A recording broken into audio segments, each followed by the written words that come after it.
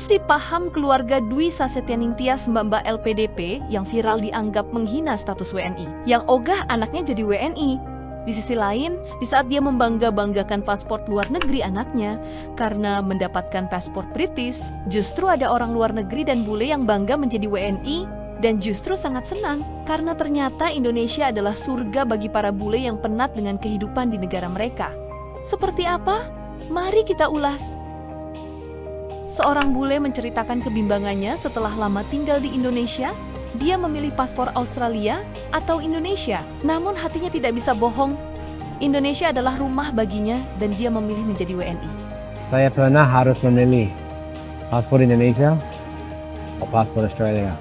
Banyak orang pikir ini keputusan logis, tapi sebenarnya sangat emosional.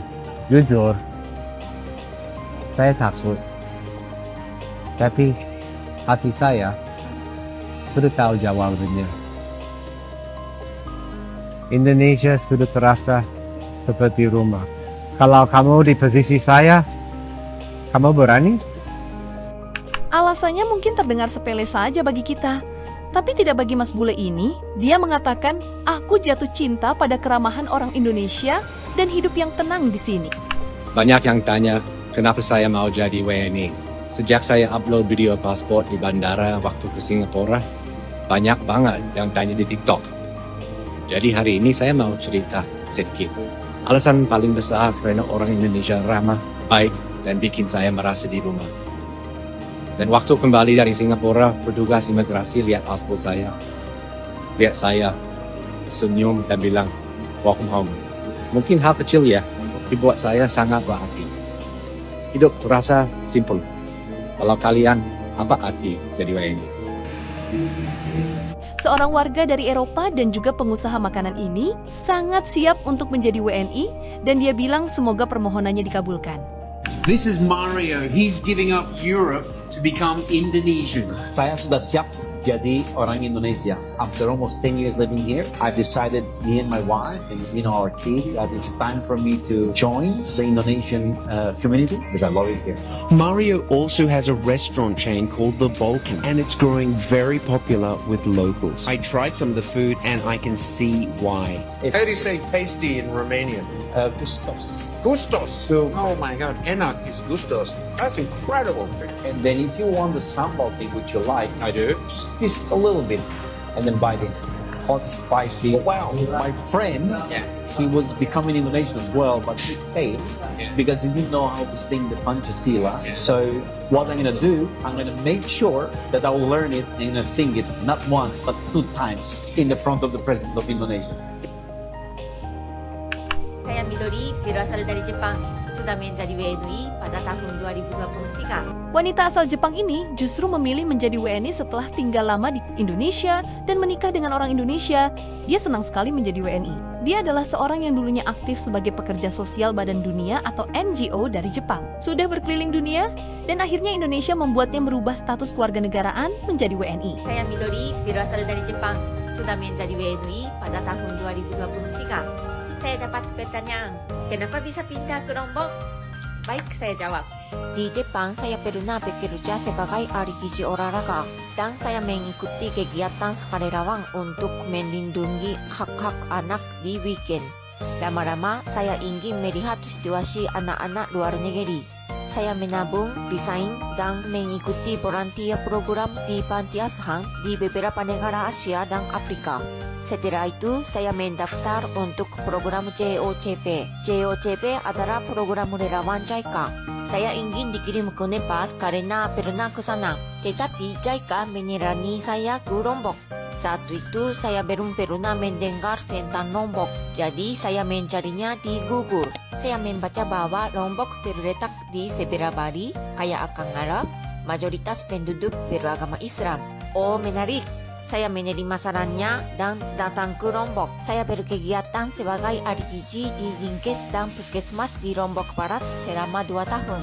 Suatu hari dalam 2 tahunnya, saya bertemu dengan seorang laki. Dia sekarang menjadi suami saya.